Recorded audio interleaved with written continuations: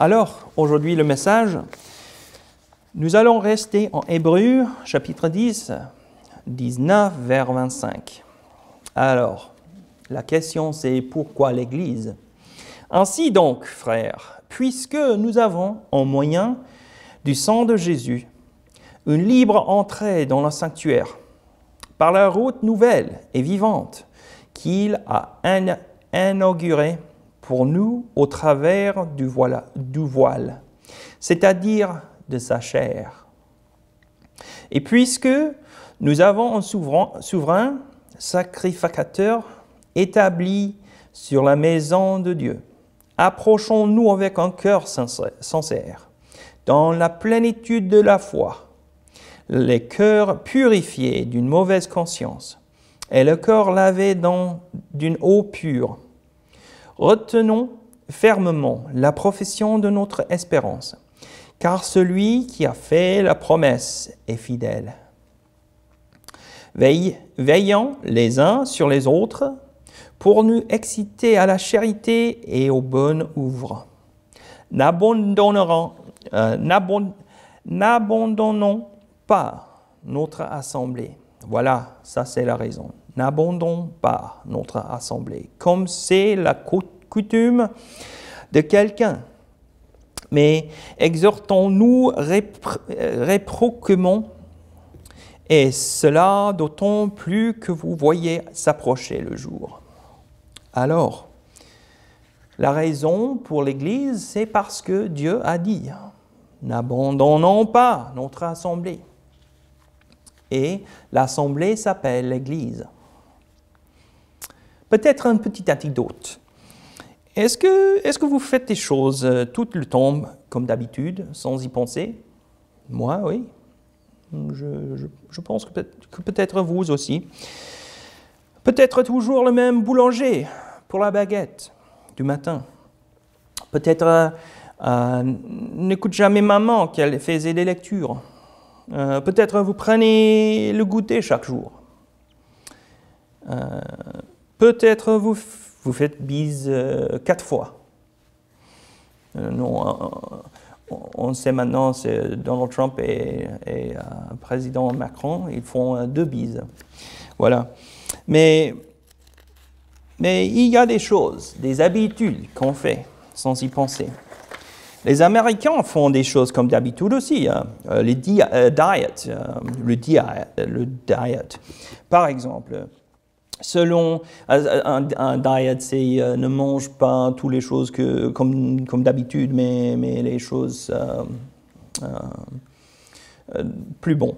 Alors, selon le Centre médical de Boston, il y a 45 millions d'Américains qui font le diète chaque année et ils achètent presque, écoute, 33 billions de dollars pour les produits et les services diétaires. Ça, c'est beaucoup, hein? Tout le monde a des habitudes. Et aussi, il y a les habitudes de l'Assemblée. Et donc, on va regarder dans l'histoire d'Israël pour voir qu'est-ce que c'est d'habitude. Qu'est-ce qu'on Dieu dit pour régler les assemblées. C'est exactement que l'auteur du livre d'Hébreux en parle dans chapitre 10. Que nous avons discuté ce matin, il y avait été service sacrificiel dans la foi juive depuis Moïse et Jésus-Christ jusqu'à l'an 70, quand ils ont détruit le temple, les Romains. Alors, on regarde Moïse. Ça c'est 1500 avant Jésus-Christ. On va lire en Exode 24, chapitre 24, jusqu'à vers 3 à 8, pour voir le contexte des instructions de Dieu.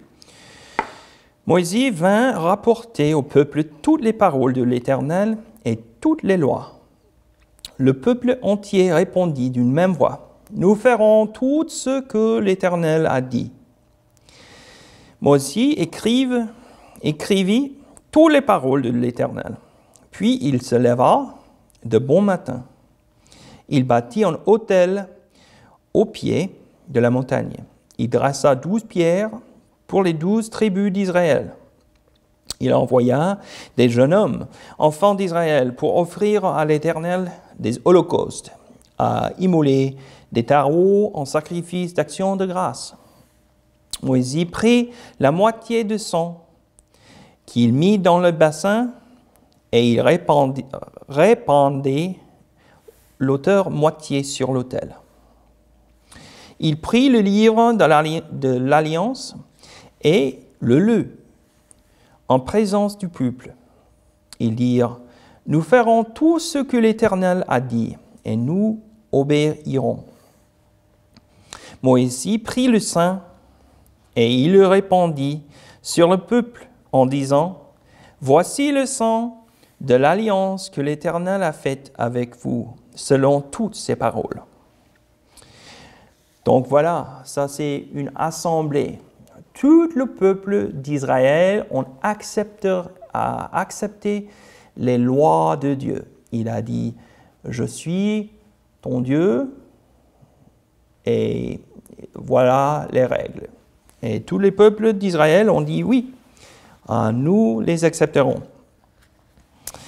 Voilà, si on continuerait à lire en chapitre 26 à Moïse, en Exode, Moïse a reçu les instructions sur la composition et construction du tabernacle. Et en 27, qu'est-ce que la description d'autel est donnée?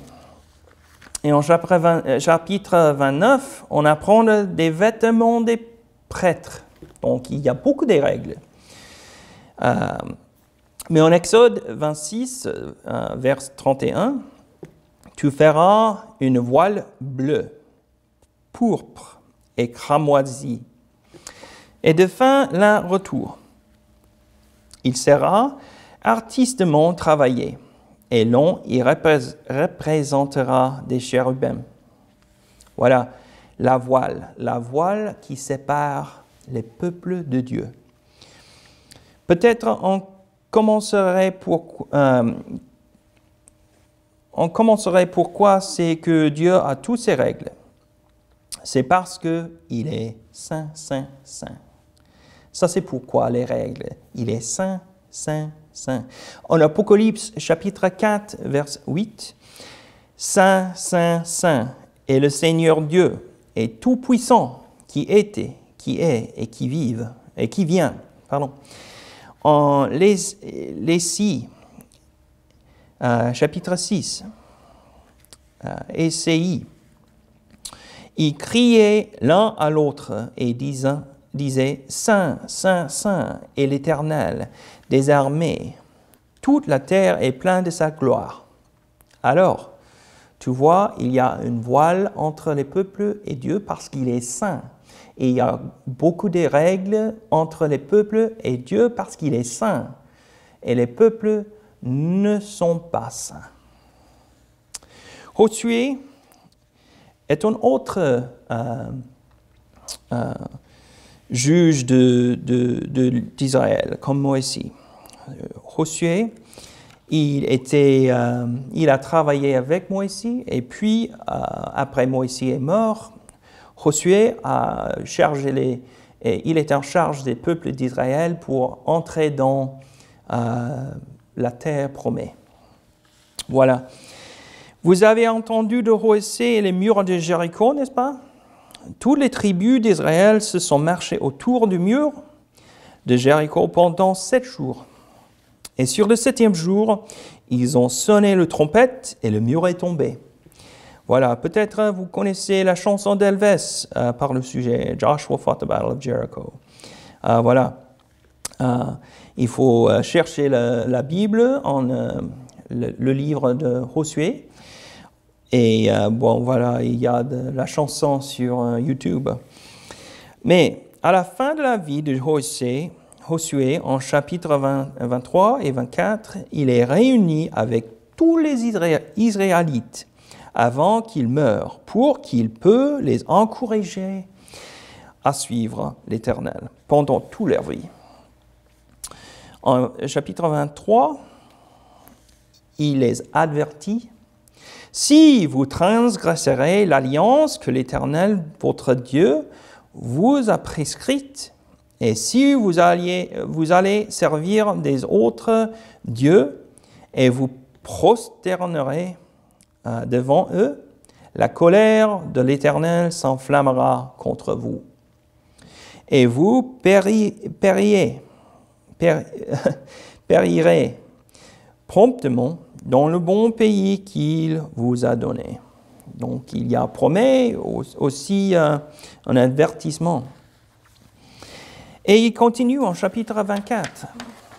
Maintenant, craignez l'Éternel et servez-le avec intégrité et fidélité. Faites disparaître les dieux qu'ont servis vos pères de l'autre côté du fleuve et en Égypte, et servez l'Éternel.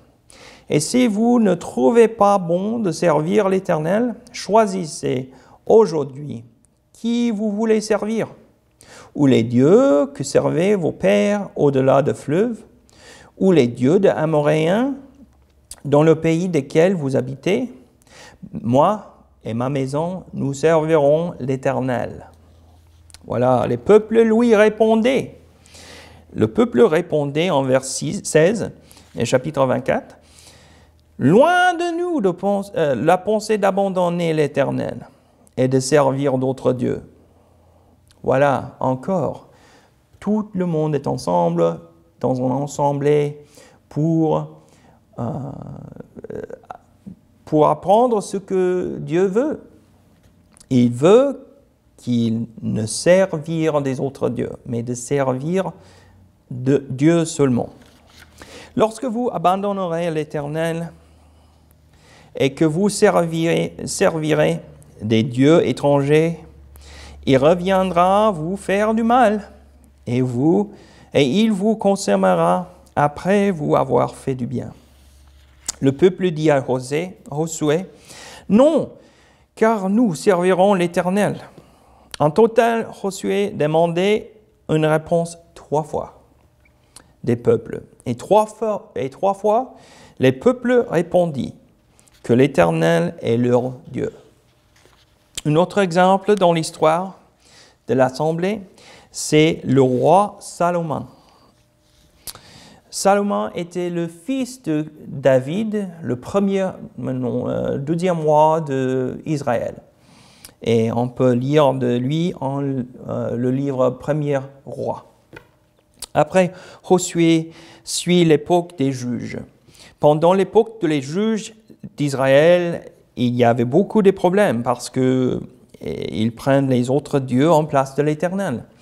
Dieu a donné les rois pour remplacer les juges et Salomon est le 3e.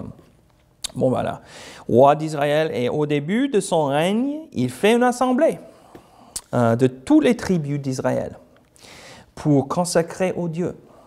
C'est lui qui a bâti le temple.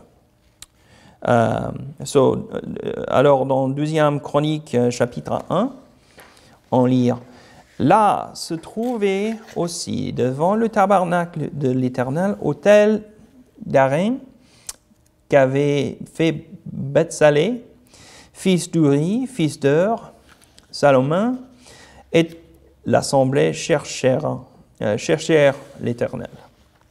Et ce fut là, sur l'autel d'Aaron qui était devant la tente d'assignation, que Salomon offrit à l'Éternel 1000 holocaustes. Ça, c'est beaucoup, hein? Après, Salomon a bâti le temple. Il fait une autre assemblée pour consacrer le temple et les peuples. En chapitre 6, 36 et 38 vers 39, le roi Salomon prie pour les peuples à l'Éternel. Quand ils pécheront contre toi, car il n'y a point d'homme qui ne pêche, quand tu seras irrité contre eux, et que tu les livreras à l'ennemi.